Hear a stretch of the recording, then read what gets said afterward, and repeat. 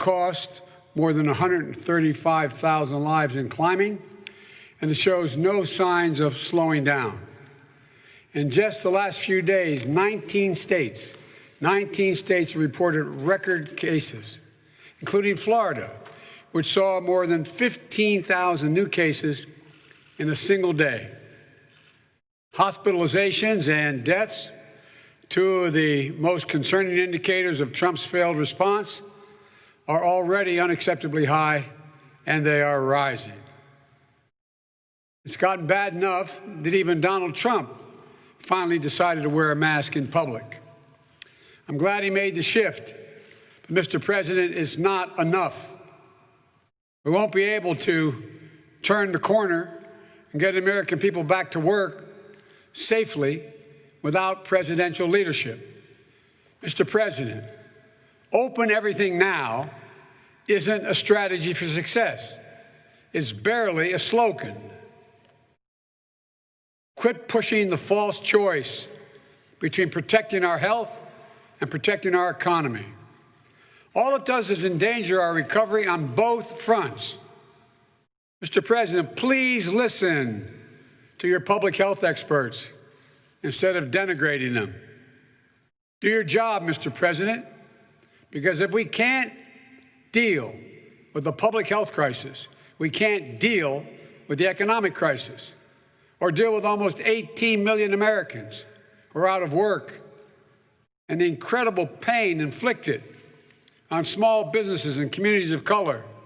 We can't deal with a climate crisis that could cost us and cast us into an even darker and more permanent shadow that would loom over the country and the world for a long time.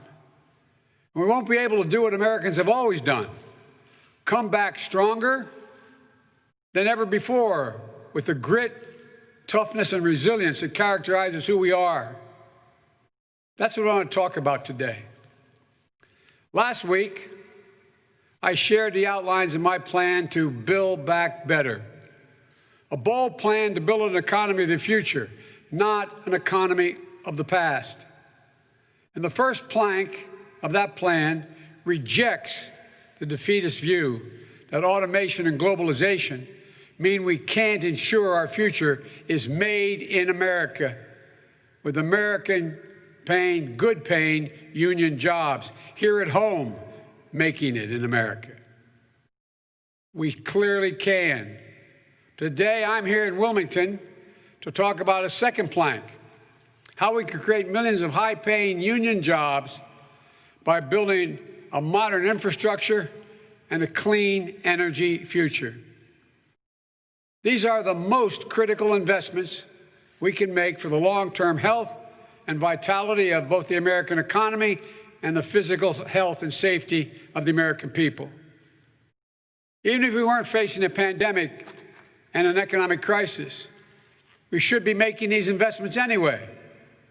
1 in 5 miles of our highways are still in, quote, poor condition, according to the American engineers.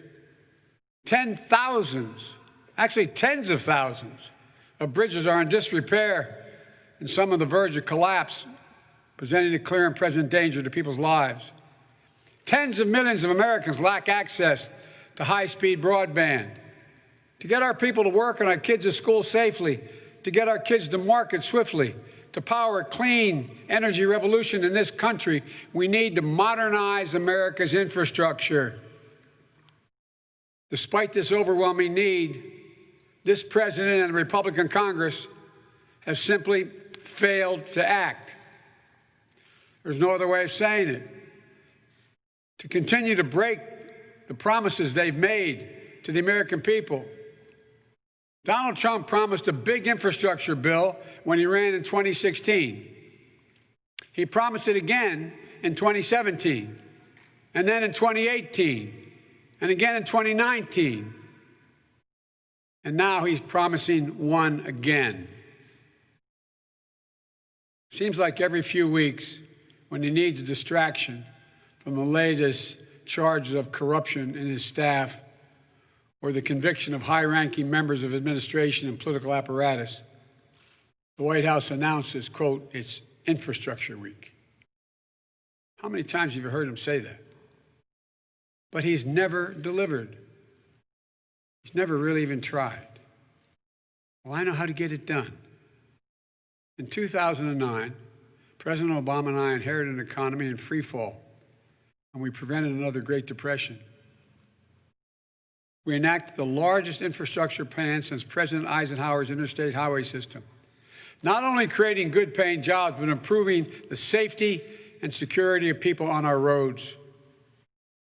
We made the largest investment in clean energy in history of the United States of America, $90 billion. And it put us on a path toward a thriving, clean energy economy, powering new economic growth and reducing energy costs. Here we are now with an economy in crisis, but with an incredible opportunity, not just to build back to where we were before, but better, stronger, more resilient, and more prepared for the challenges that lie ahead. And there's no more consequential challenge that we must meet in the next decade than the onrushing climate crisis. Left unchecked, it is literally an existential threat to the health of our planet and to our very survival. That's not up for dispute, Mr. President. When Donald Trump thinks about climate change, the only word he can muster is hoax. When I think about climate change, the word I think of is jobs.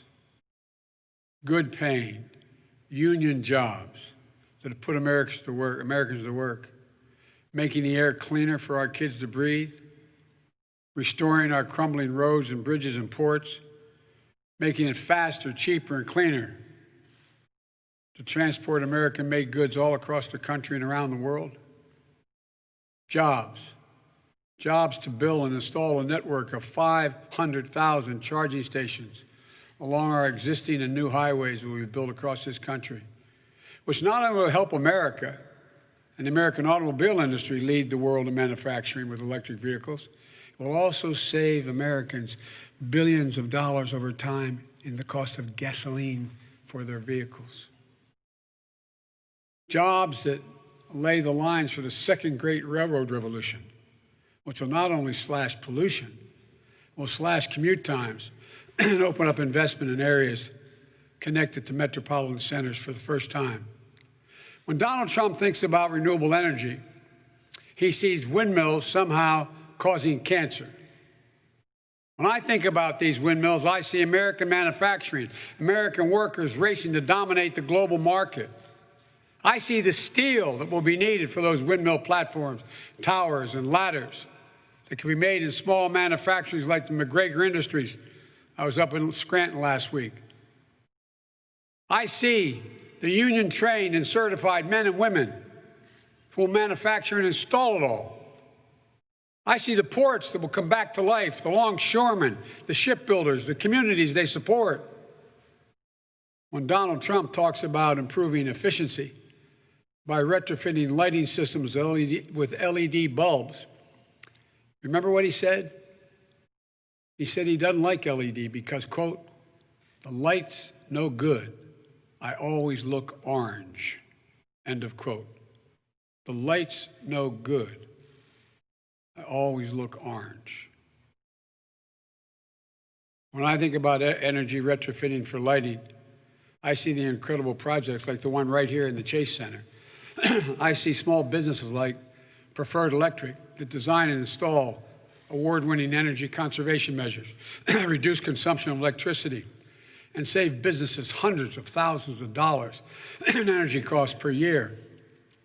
I see master electricians and union workers who went through union apprenticeships, who start off good wages and quality benefits that only grow from there. These investments are a win-win-win for this country, creating jobs, cutting energy costs, protecting our climate.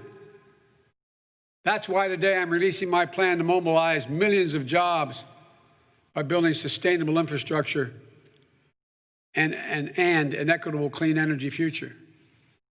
In my first 4 years, we're going to give 4 million buildings all across this country the same energy makeover that you get here at Chase, the Chase Center.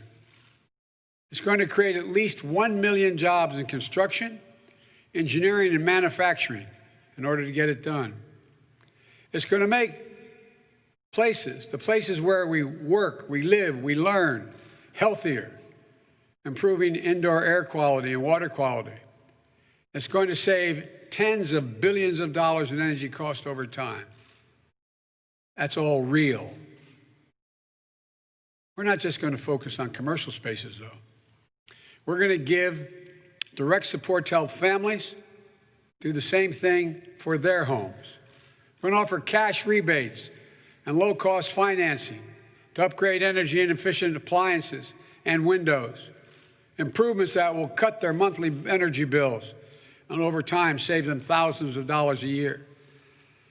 We're going to make a major investment to build 1.5 million new energy-efficient homes and public housing units will benefit from communities, all the communities, 3 times over by alleviating the affordable housing crisis, by increasing energy efficiency, and by reducing the racial wealth gap linked to home ownership.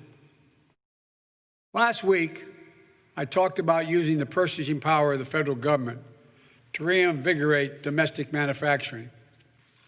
That's what we're going to do with the American automobile industry as well.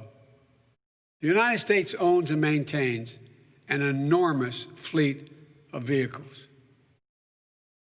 And we're going to convert these government fleets to electric vehicles, made and sourced right here in the United States of America, with the government providing the demand and the grants to retool factories that are struggling to compete. The U.S. auto industry and its deep bench of suppliers will step up, expanding capacity so that the United States, not China, leads the world in clean vehicle production. We're going to make it easier for American consumers to switch to electric vehicles as well, not only by building 500,000 charging stations, but by offering rebates and incentives to swap older fuel-efficient vehicles for new, clean, made-in-America vehicles, saving hundreds of billions of barrels, millions of barrels of oil on an annual basis. Together, this will mean 1 million new, good-paying jobs in the automobile industry, its supply chain, and the associated infrastructure needed to get it done.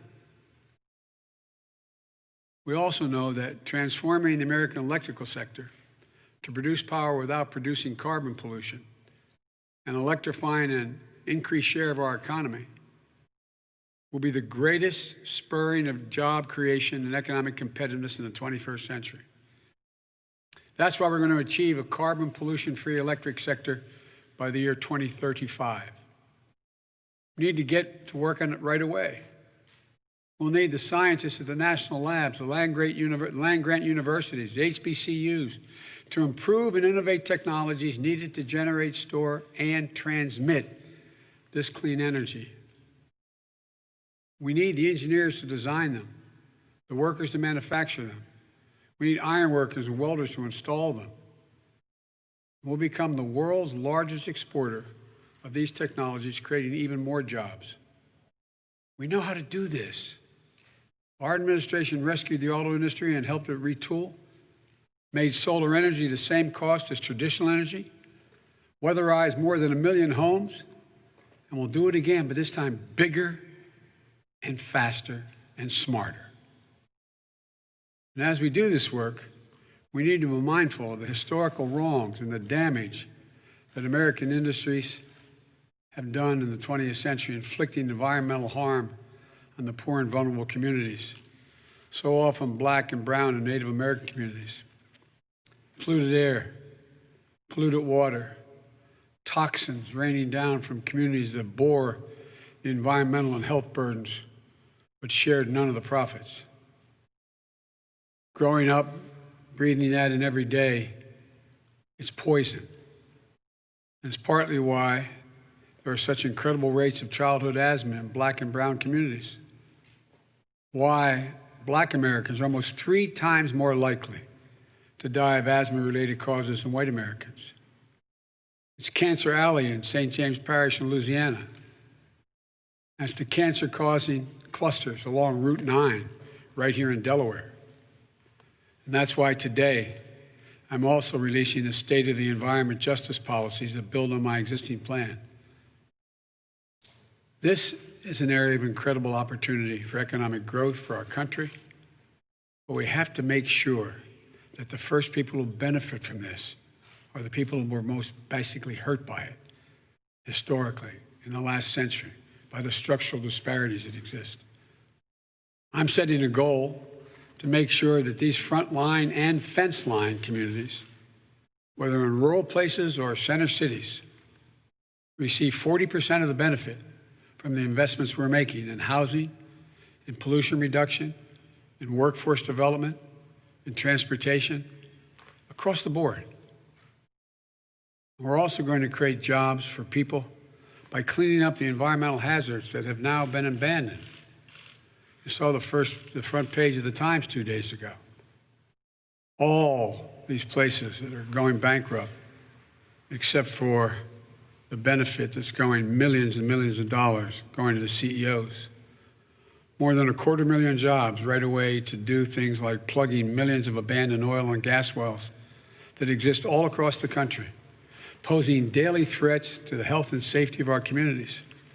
We're going to hold accountable those CEOs and corporations that benefit from decades of subsidies, then just walked away from their responsibilities to these communities, leaving the wells to leak, pollutants to continue to spew, greenhouse gases flowing into the air and the water.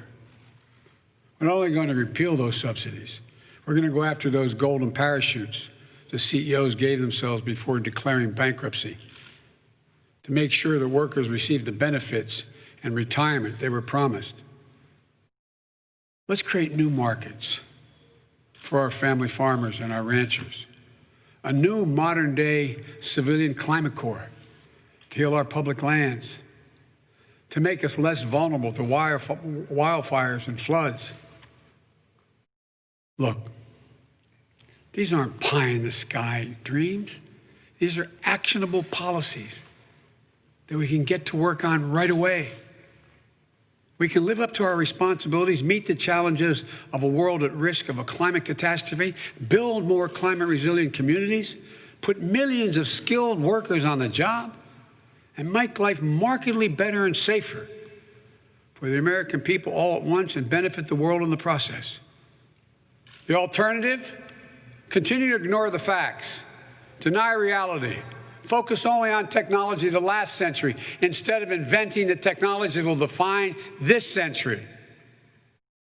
It's just plain un-American not to. This is all that Donald Trump and the Republicans offer. Backward-looking policies that will harm the environment, make communities less healthy, hold back economic promise, while other countries race ahead. It's a mindset that doesn't have any faith in the capacity of the American people to compete, to innovate, and to win. It's never been a good bet to bet against the American people. And when you do, it will exact a deadly cost. I know better. I know you do as well.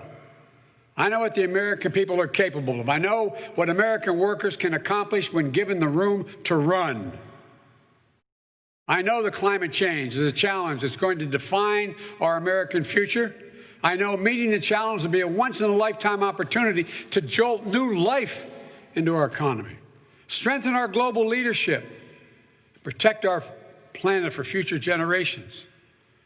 And if I have the honor of being elected president, we're not just going to tinker around the edges. We're going to make historic investments that will seize the opportunity and meet this moment in history. We're going to get to work delivering results right away on day one.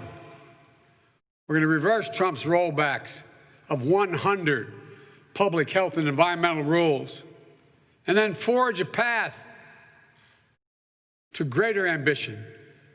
We're going to get back into the Paris Agreement, back into the business of leading the world.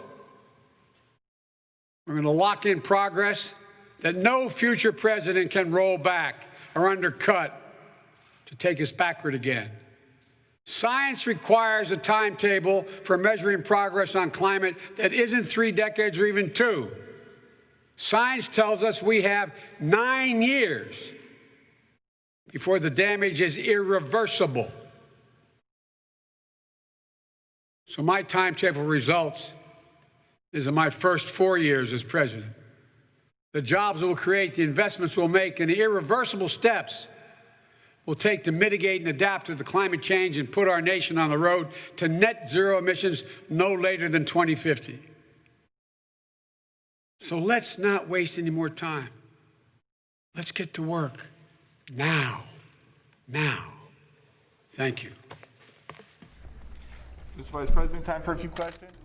All right, there, former Vice President Joe Biden taking no questions after that statement. He unveiled a $2 trillion plan to reach 100% clean electricity by 2035, and that's $2 trillion with a T, as he talked about right there for about 15 minutes. You're watching News Now here on coronavirusnow.com as well.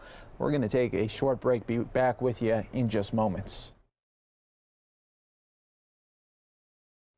In the meantime, everyone on coronavirusnow.com, let's go out to Florida.